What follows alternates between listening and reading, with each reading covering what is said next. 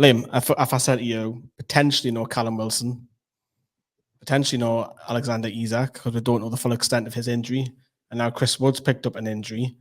Let's say all three aren't fit. What do you do against Fulham? Who's in what on a 23 squad? You've got Michael Ndweedy, you've got Dylan Stevenson, so you would literally start one of those three. Well, one of those two, sorry. I think they would have to. I think they've got a shout to be on the bench. I think you're potentially going to. It's either going to be Joe Linton or Alan Saint-Maximin, but I think both of them have got weaknesses when they play up front. Joe Linton, just a bit. Yeah, Joe Linton kind of hit a barn door, and the way we've sort of been playing is like sort of long ball football, and I don't think that'll work well at ASM if he's up top by himself. So I think anything we do, and we're going to be scuppered really, but I think it's going to be ASM or Joe Linton, and then I think it's going to be one of the 23 lads on the bench. We have seen even Ryan Fraser played there last season. Jacob Murphy even played up there against the FA Cup, didn't he, when we got put out, which was less said about that, the better. But Johnny, injury updates. It looks like Callum Wilson from the moment we're filming, and he looks like he's probably the most ready, would you say? Yeah, you'd like to think so, because we don't know what's going on with Isak until Eddie Howe does his press conference again. Similar to Wilson, I suppose, but I think with Callum Wilson, he's had an extra 2 weeks to recover. He wasn't involved at all against Bournemouth. I think they probably thought that they could still beat Bournemouth without Callum Wilson, which I agree with. I think we should have done. We should have beaten Bournemouth without Callum Wilson. But again, 6 games in October, you want Callum Wilson available. He needs to be available for the next. Well, Newcastle got 9 games before the World Cup. Callum Wilson needs to play a large majority of those games, and he needs to score goals and do well if he wants to get on that plane. If there's any sort of injury crisis with England in the World Cup, Callum Wilson is a good option to have, but he needs to stay fit. Would you start him on Saturday? Yes, I'd start him. I think the reason why I would start him on Saturday against Fulham is because he has had this time off. Yeah, he might have even had a behind the closed doors game that might not have even been reported, or a few training sessions. So I just think he's probably ready to play at least 60, 65 minutes. He might not last the whole game. I wouldn't expect him to be honest with you. I maybe expect Chris Wood to play the last 20, 25 if he's fit, or Alan Saint-Maximin moves into that number 9 position and you put Jacob Murphy on, because Eddie Howe likes to bring Jacob Murphy on.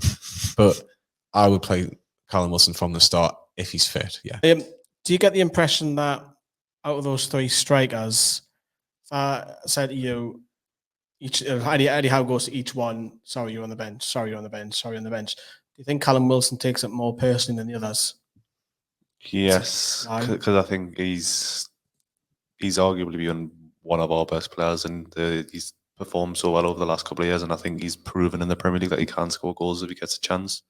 And I don't think Isak's been playing particularly brilliant. I know he's got 2 goals, and that's what strikers are there for, but I think if it was for me at the moment, I think Callum Wilson starts over Isak. Johnny, what are you doing? I'm just watching Newcastle Fans TV. Have you liked the video? Yeah, I've just liked it. Oh, fantastic. I hope everyone else has at home as well. Callum Wilson, like Liam says, Premier League proven. Isak, yes, he scored 2 and 3, but he's still finding his feet in this team. So you say that though, but he's just scored 2 and 3. If he's then dropped on the bench, does that knock his confidence? Think, well, what have I got to do? Not necessarily. I think if I was Eddie Howe, I'd go watch him or watch the wingers, depending on how he wants to kind of fit Isak in, and make sure you're ready when you come on. Because I don't doubt that he won't come on. I think he's a bit like what Botman's been doing. You might see him in the team, out the team, in the team, out the team. It's the same with Bruno. Remember how we were all raving for Bruno to start, and he didn't. Eddie Howe stood firm and said, no, he needs to kind of see what we want from him and where he needs to fit in terms of the midfield piece of the jigsaw. But no, in terms of what Isak's given us so far, I'm relatively happy. I think people are going, well, he should have scored against Crystal Palace. Granted, I'll take that, but took the penalty. And that's balls. You've got to have bollocks to do that. Big moment, 1-0 down. Keeper's had he's having a worldie, and then that Liverpool. I honestly can't get over how good he was against Liverpool. He was brilliant against Liverpool. You could see him because you got the whole wide angle behind the goal. So he's moving off the ball. I was about 15 yards of him. Yeah, the technique just dragging the ball down, and Van Dijk was in for a game that night. Like he was, and it was great to see. And look, this is an option. This is a different option where if it was Chris Wood, for example, you want to have a bit of a fight, a bit of a tussle, and try and win free kicks and get players into the game. Isak has that. He has the pace, the added pace, which is a massive bonus. But again, we don't know how bad his injury is against Sweden. I don't know if you've heard anything, Liam, from what you've heard. And I've seen that one Twitter that I can remember. But here's a question for both of you: would you ever start all three? Callum Wilson, Chris Wood. I was just about asking, would you start two of them? Because I think it's obvious who the two would be. How could you fit the two of them? Wilson, Wood up top, and move Isak on the wing. You could, in theory, I wouldn't do it. I must put that out there. You could, because you would have Wood for the middle, because he can't run, and you could have Wilson and Isak out wide. But we've had this discussion. Just put Wilson out wide. Well, if you're having all three playing up top, then you're not going to have. I would have Isak on the wings and Callum Wilson would up top. Yeah, that's how I would do it. Because he's quite good on Football Manager on the wings. I never do that, but I'm just saying that's how. If you're going to try and get all three of them in, but yeah, I get your point. But I think we just need to remember as well that we've got 6 games in a month, so like you said earlier, there needs to be a rotation on that team, and I think you didn't want to get. So speaking of rotation, you've got 6 games. Do you see Chris Wood starting any of them? Yes, I think he would start against Villa. No, I see him starting against Man United. And I know you're not going to be happy with that. Wait, no one's got to be happy with it. But if I'm Chris Wood, right, or if I'm Eddie Howe, would you not put Chris Wood onto Lisandro Martinez? Yes. Because I'm not expecting Chris Wood to score goals and many goals for Newcastle, but I expect him to out-battle and out-muscle Lisandro Martinez. Like, I know Lisandro Martinez has had a bit of good form, but put Chris Wood on him. Let's see how we get on. Because Callum Wilson can't play 6 full 90 minutes without getting injured. I'm sorry, that's just not going to happen. And I'd rather Callum Wilson plays against Everton 3 days before. It's Man United, then Everton, sorry. So it wouldn't surprise me.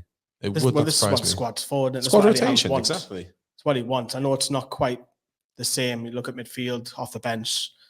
We've got 2 better strikers now, which is great, but there's still a long way to go. But he wants that, doesn't he? He wants that competition. So could you see Liam at some point starting together rather than one of them comes off the bench and tries to get a goal alongside him? Is Eddie Howe brave enough to do that yet, to change the formation? Or is he so happy with the way he's going with just the one up top that he won't change it? You've got to probably start looking at different formations because what was 6, 7 draws? One win, 1 loss? 5 draws, yeah. 5 draws, sorry. And I think either A, not scoring enough goals, or B, conceding too many. And I think you're going to have at some point look. I say if these 3 games are all the next 3 games are draws, you're going to have to look at some point and say where we're going wrong here, and you might have to risk it and start Isak and Callum Wilson up top. But then if you start them, then you've got the chance of them both getting injured in the same game. But I think if you're starting Callum Wilson and Isak, you're just going to have to put balls in behind them because they're both like absolutely rapid. I think it would be interesting.